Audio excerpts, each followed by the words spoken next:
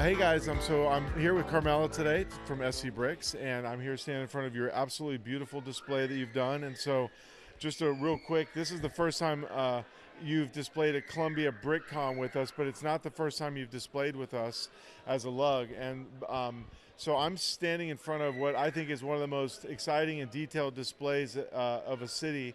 Everything in here is unique. There's not a single set build in this entire maybe the cars, but all the buildings are really unique. You've got lighting them and et cetera, et cetera. I'm so excited to talk to you about this build. Tell me about this build. What do we have going on here? So there's a lot of different buildings. I try to kind of have all sorts of buildings that are in an actual city.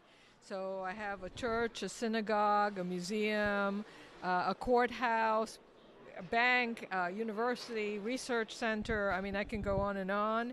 Several of these buildings are based on real buildings, like the one over here in the corner, the white one with the green roof is based on a house in Charleston.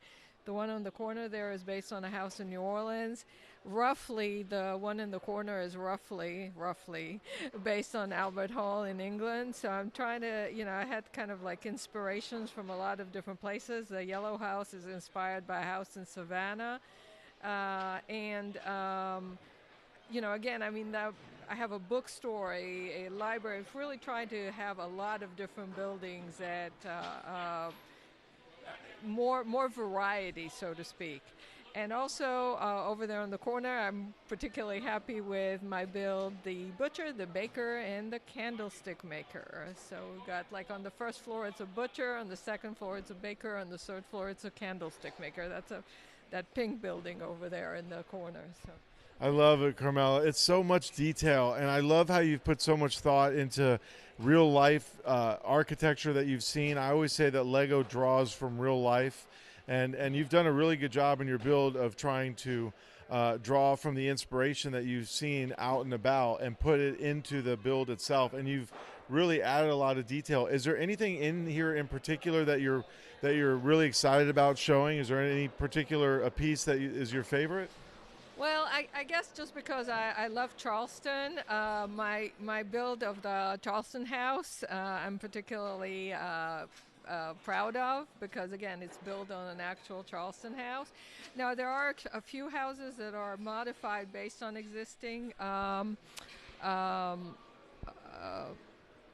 sets. Most of them are, the great majority of them are just completely my own creation.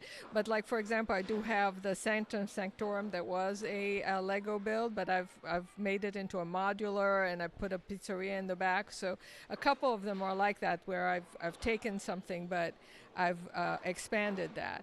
But as I said, most of them are my own. Now, the first one that I built, and I've just rebuilt it again because it needed revamping, was a cinema there in the corner. And that was actually, I built it the year that the first modular came out, the Cafe Corner, if you guys remember, in 2007. Yep. So back then, there was just like that house, and they also had the market that they did that year, and I was like, I wanted more, so I built the cinema then. So I've been doing this since then. So you figure it out. It's been a few years. I can completely relate to that, and I love that inspiration from that time period. I was the same way. All right, so looking forward, Carmela, what are you looking forward to building next? What's next on the horizon for you? Okay, so I've also sort of branched out, and you guys have already seen, or you can see in the videos also my historical buildings. I have the Seven Wonders of the World. I just finished the Temple of Herod in Jerusalem that I just finished right now. And I still have a few more details to add to it, which I haven't, I only got the pieces yesterday, believe it or not. So I'm still adding to that. And I'm also thinking about going a little bit in a different direction and doing a ferry area with, and my thought is to have some of the big scale animals that Lego's coming up now, and kind of and the flowers, and juxtaposition it with a little a doll, so kind of like give it like a scale where they're like little people, as opposed to like the animals and the flowers that are real size. So that's something that I'm throwing around ideas about right now.